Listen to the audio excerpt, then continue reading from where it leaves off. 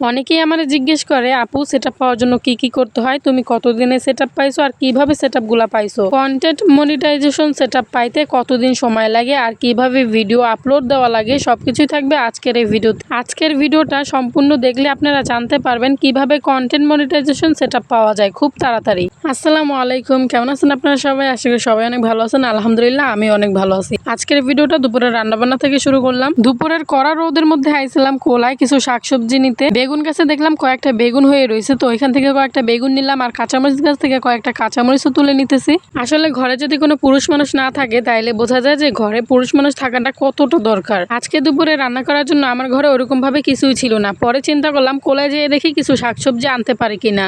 ঘরে তো পুরুষ লোক নাই, চাইলেই কিন্তু বাজারে যাওয়া যায় না। এই যে আজকে যেমন ঘরে কিচ্ছু নাই, যদি পুরুষ লোক থাকতো তাইলে বাজারে পাঠানো যাইতো। মহিলা মানুষ হয়ে প্রত্যেকদিন তো বাজারে যাওয়া যায় না। আর আমাদের গ্রামের মধ্যে এমন একটা অবস্থা, সপ্তাহে 2টা বাজার মিলে ধারে কাছে, এছাড়া প্রত্যেকটা বাজারই দূরে। চাইলেই কিন্তু বাজারে যাইয়ে কিছু আনা যায় না, কারণ ওই যে সপ্তাহে 2টা বাজার মিলে আর 2টা বাজারেই যত বাজার করার কইরা রাখা লাগে, এরপর কিন্তু আর ধারে কাছে কোনো বাজার থাকে না। এখন আমার অবস্থাটাও হয়েছে এরকম, এমন একটা সময় যে আমার ঘরে বাজার শেষ হয়ে গেছে, এর মধ্যে কোনো বাজারও মিলে নাই। এই জন্য দুপুরবেলা রান্না করার সময় চলে গেছিলাম কোলা থেকে কিছু কাঁচামরিচ, বেগুন আর বরবটি তুলে নিয়েছিলাম। আর এখানে আসলে কিছু কাঁচা আম। আমার বড় পোলায় কয়েকটা আম নিয়ে এসেছিল আর কইলো যে আম্মু এগুলো আচার বানিয়ে দাও। আমি ভাবলাম যেহেতু টক ওরা তো এমনিতে খাইতে পারবে না, এর জন্য আমি একটু লবণ আর চিনি দিয়ে কষলিয়ে তারপর এখানে আম সত্ত্ব বানানোর জন্য একটু জাল দিয়ে নিমু। এই আমগুলো অনেক টক আসলে, যদি এমনিতেই খাইতে দিতাম তাহলে দেখা যায় ওরা পুরোপুরি খাইতে পারতো না, ফালাই দিত। এই জন্য ভাবলাম যে আম সত্ত্ব বানাই দিই, তাহলে ওরা একটু একটু করে খাইতে পারবো। এখানে আম সত্ত্ব বানানো শেষ হলে আমি কয়েকটা শুকনা মরিচ গুঁড়া করে এখানে দিয়ে দিছি। তারপর এই যে স্টিলের প্লেটের মধ্যে শুকা দিলে কিন্তু আম সত্ত্ব হয়ে যাবো।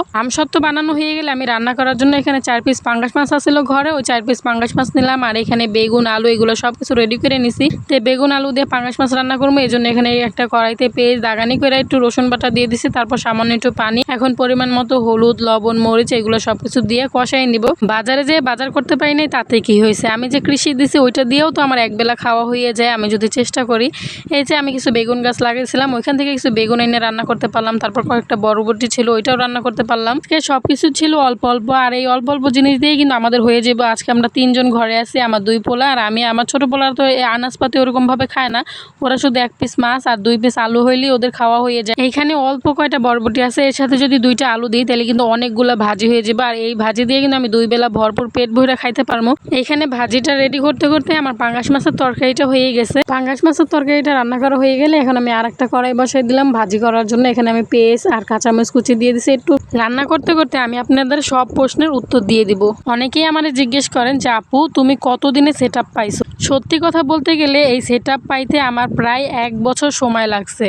তোমাদের দ্বিতীয় প্রশ্ন ছিল আপু কিভাবে ভিডিও আপলোড দিলে খুব তাড়াতাড়ি সেটআপ পাওয়া যায়, ভিডিও ভাইরাল করার উপায় কি, ভিডিও কিভাবে আপলোড দিলে সেই ভিডিও ভাইরাল হয়। ভিডিও ভাইরাল করার কোনো উপায় নাই বা কোনো টিপসও নাই, প্রত্যেক দিন একটা টাইমে ভিডিও আপলোড দাও।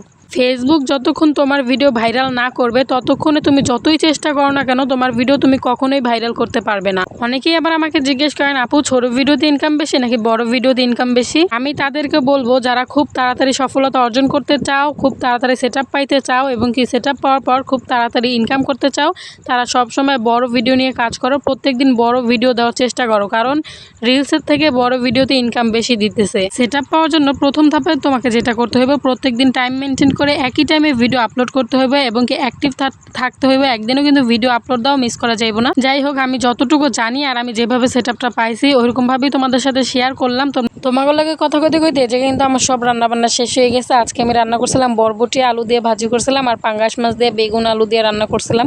আজকে আমার এই ছিল দুপুরের রান্না বান্না। আজকের ভিডিওটা তোমাদের কাছে কেমন লাগলো অবশ্যই কিন্তু কমেন্ট করে সবাই জানাই দেবা। সবাই ভালো থাকবা, সুস্থ থাকবা, দেখা হবে পরবর্তী কোনো ভিডিওতে। আল্লাহ হাফেজ।